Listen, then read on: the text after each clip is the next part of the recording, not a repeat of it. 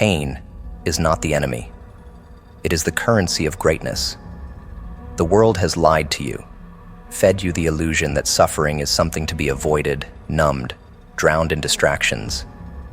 That discomfort means something is wrong. That struggle is a sign to stop. But champions do not run from pain. They embrace it. They forge themselves in it. The weak break under pressure, but those destined for something greater, they lean into it. They let it carve them into something sharper, something untouchable. Suffering is not just necessary. It is the price of evolution. And if you are unwilling to pay it, then you are unworthy of anything beyond mediocrity. The modern world breeds weakness by selling comfort as the ultimate goal. It whispers the lie that life should be easy, that hardship is a glitch in the system rather than the system itself. Look around. Instant gratification, participation trophies, a society built on cushions instead of challenges. People are soft because suffering has been labeled as cruel instead of crucial. They crave shortcuts, easy wins, a path that requires no real struggle. But comfort has never built an empire. Ease has never created a conqueror.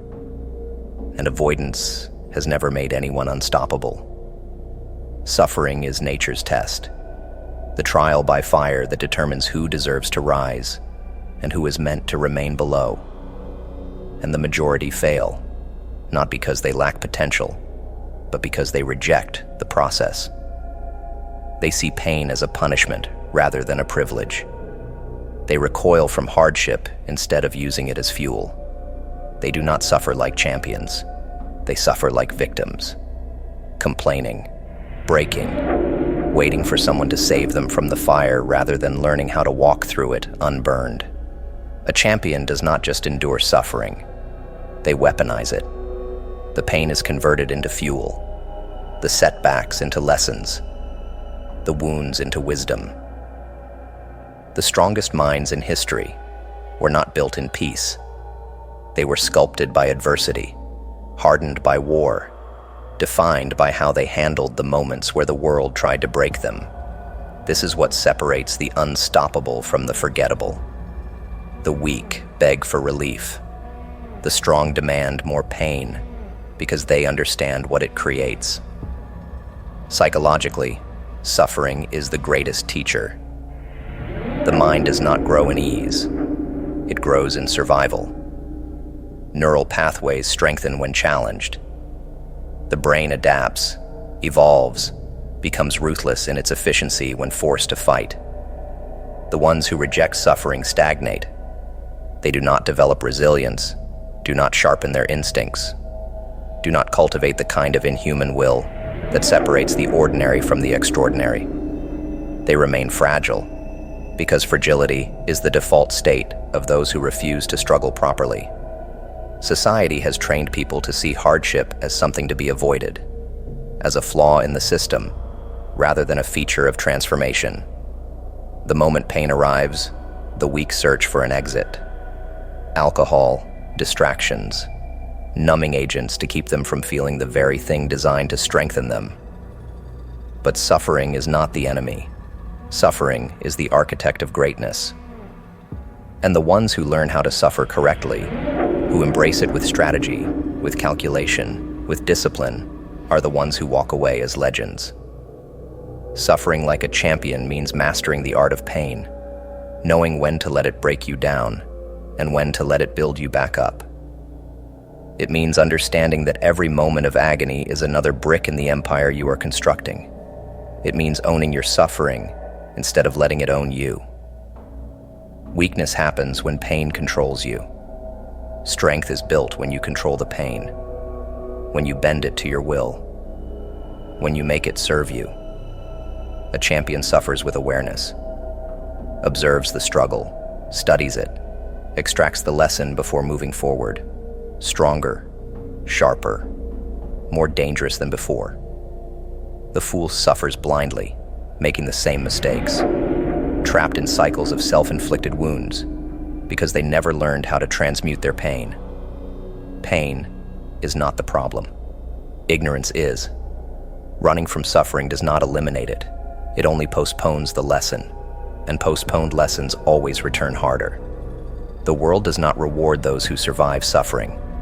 It rewards those who dominate it, who take their scars and turn them into weapons, who take their failures and turn them into blueprints, who take their darkest moments and emerge reborn. Weakness is optional. Suffering is inevitable. The question is, what will you do with it? Will you let it drown you? Or will you let it forge you into something no one saw coming? Most will never make it past the fire.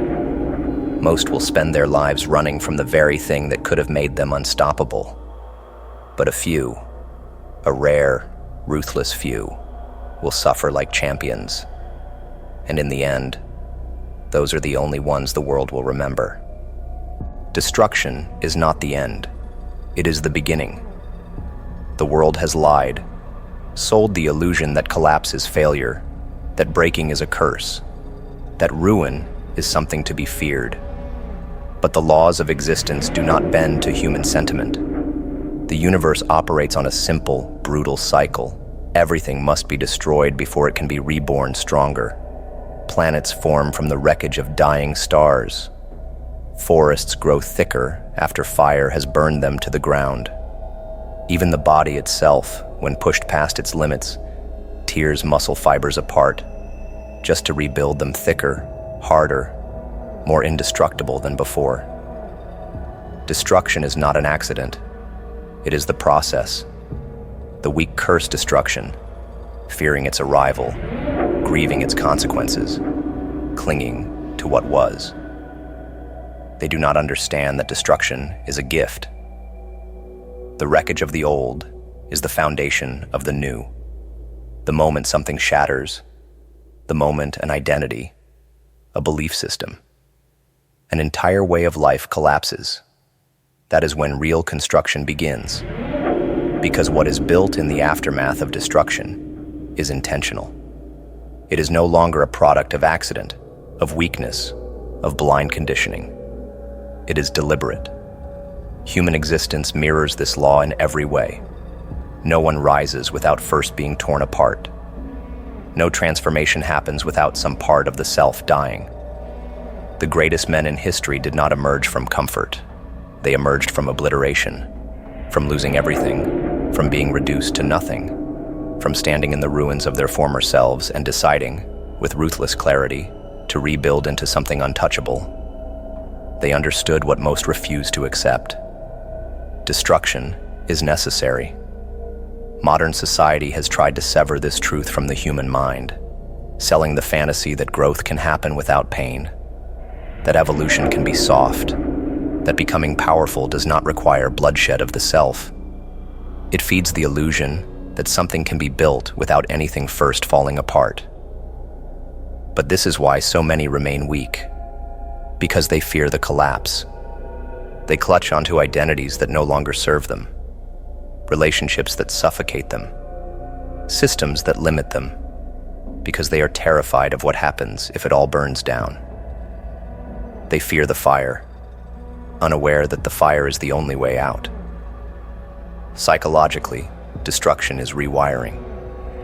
It forces the brain to adapt, to discard the old patterns that no longer serve survival, to replace broken belief systems with stronger, sharper ones. Pain is not just suffering. It is data. It is raw, undiluted information that the mind must process and integrate to evolve.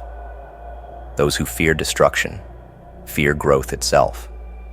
They do not realize that the greatest advantage is to be comfortable with collapse, to watch the old self be dismantled, to feel the discomfort of becoming, and to not resist, only rebuild. The strongest minds have already died many times. They have faced ruin, devastation, betrayal, not once, but repeatedly. And each time, they reconstructed themselves with precision. They did not mourn their past selves. They eliminated them. They saw what was weak, what was flawed, what was holding them back, and they cut it away like dead flesh. This is what separates those who rise from those who stay buried. The ones who rise do not cling. They let the destruction happen. They let the fire consume what must be burned. The universe has never once created something truly powerful without first shattering what came before it. Civilizations rise from the ruins of fallen empires. The most unstoppable forces in history were once broken men, stripped of everything, left for dead, underestimated, until they emerged from the wreckage, unrecognizable, terrifying in their newfound strength. This is how existence operates. The weak break and stay broken. The strong use destruction as fuel. Look at the world. Look at those who truly dominate. Every one of them has a story of collapse, of standing in the ashes of something they once were and making the ruthless decision to become something else. And those who refuse to embrace this cycle, those who fear destruction, who fight to hold on to what is already crumbling, they do not transform, they decay. Because to resist destruction is to resist the very force that fuels evolution itself. The process is simple. Destruction, obliteration of the old, then construction, creation of something formidable. And this is the secret few ever understand. The ones who thrive in this world are not the ones who avoid destruction, but the ones who master it, who walk willingly into the collapse of everything familiar and do not flinch, because they know with absolute certainty that destruction is not loss, it is rebirth. So let it happen. Let the old self collapse. Let the past burn. The only way to build something indestructible is to first tear everything weak to the ground. That is not tragedy. That is law. And the ones who embrace this law, they are the ones who become legends.